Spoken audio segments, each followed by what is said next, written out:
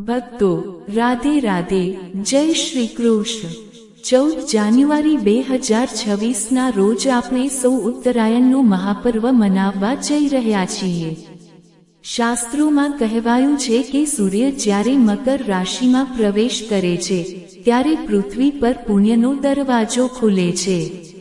આ દિવસે દાન પુણ્ય તો આપણે બધા કરીએ છીએ, પણ શું તમે જાણો છો કે મકર સંક્રાંતિના દિવસે ગૌસેવાનું મહત્વ 1000 ગણું વધી જાય છે? ગાયના શરીરમાં 33 કોટી દેવી દેવતાઓનો વાસ છે, પણ ઉત્તરાયણના દિવસે ગાયની અંદર સાક્ષાત સૂર્ય અને લક્ષ્મીનો પ્રભાવ સૌથી વધુ હોય છે। જો તમારા જીવનમાં પૈસાની તંગી છે, કામમાં રૂકાવટ આવે છે અથવા નસીબ સાથ નથી આપતું, તો આજનો આ વિડિયો તમારા માટે ભાગ્ય બદલનારો સાબિત થશે।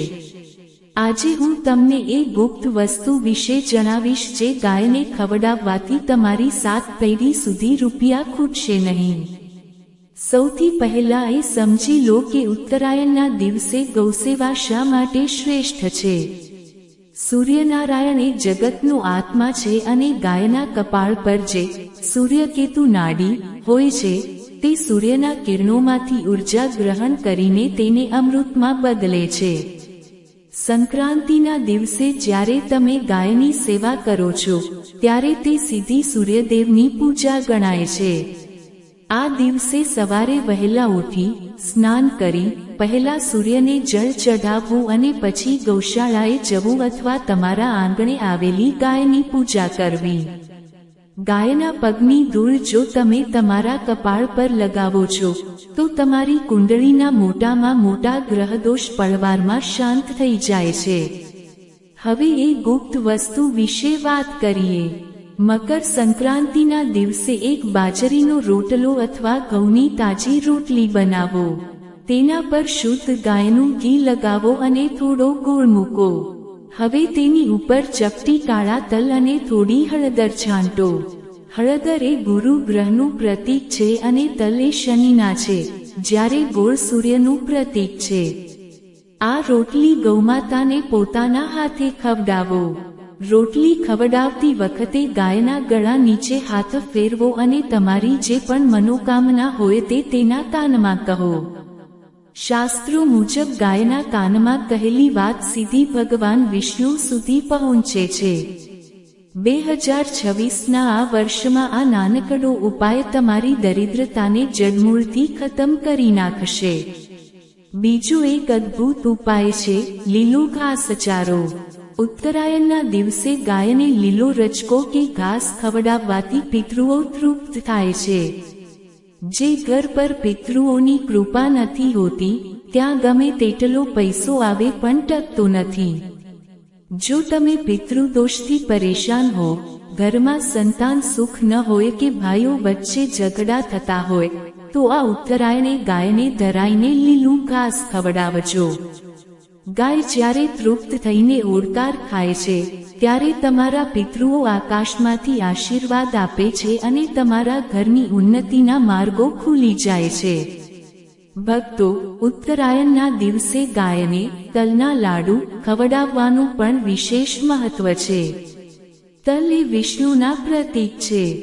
જો તમે 14 તલના લાડુ બનાવીને ગાયને ખવડાવો છો તો તમારા જીવનમાં આવનારી અકાળ મૃત્યુની ઘાત ટળી જાય છે અને આયુષ્ય વધે છે। જે લોકો બીમાર રહે છે અથવા જેમને માનસિક તણાવ રહે છે તેમને ગાયના પીઠ પર રહેલા કુંદ પૂજો પર હાથ ફેરવવો જોઈએ। તેનાથી બ્લડ પ્રેશર અને માનસિક શાંતિમાં અદ્ભુત સુધારો થાય છે। આ વિજ્ઞાન છે જે આપણા ઋષિમુનિઓ વર્ષો પહેલા કહી ગયા છે। તિજોરીમાં બરકત લાવવા માટે એક બીજો ઉપાય પણ તમે કરી શકો છો। ઉત્તરાયણના દિવસે ગાયના પગ પાસેની થોડી માટી લાવો અને તેને લાલ કપડામાં બાંધીને તમારી તિજોરીમાં રાખી દો। આ માટી સાક્ષાત લક્ષ્મીનું રૂપ છે। જે તિજોરીમાં ગૌચરણની રજ હોય છે ત્યાં ક્યારેય ગરીબી આવી શકતી નથી। 2026ના વર્ષમાં આર્થિક તેજી મેળવવા માટે આનાથી સસ્તો અને સચોટ બીજો કોઈ ઉપાય નથી। યાદ રાખજો, ગાયની સેવા એ સ્વાર્થ માટે નહીં પણ શ્રદ્ધાથી કરવી જોઈએ. ભક્તો, આ વિડીયોમાં જણાવેલી વાતો તમારા જીવનનું કલ્યાણ કરનારી છે. ઉત્તરાયણના દિવસે પતંગ ઉડાવવા કરતાં પણ વધુ મહત્વ ગૌસેવાનું છે. જો તમે એક ગાયને બચાવો છો અથવા ભૂખી ગાયને જમાડો છો, તો તમને સેંકડો પતંગ ચગાવવા કરતાં વધુ આનંદ અને પુણ્ય મળશે. પતંગના દોરાથી કોઈ પક્ષી ઘાયલ ન થાય તેનું ધ્યાન રાખજો અને જો થાય તો તેની સારવાર કરાવજો, કારણ કે દયા એ જ ધર્મનું મૂળ છે. તમે આ ઉત્તરાયણે ગૌમાતાની કઈ રીતે સેવા કરવાના છો તે કોમેન્ટમાં જરૂર લખજો. શું તમે ગાયને ઘાસ ખવડાવશો કે લાડુ? આ માહિતીને તમારા મિત્રો અને પરિવાર સાથે શેર કરજો જેથી તેઓ પણ આ પુણ્યના ભાગીદાર બને. કોમેન્ટમાં સાચા દિલથી જય ગૌમાતા અને જય સૂર્યનારાયણ જરૂર લખજો.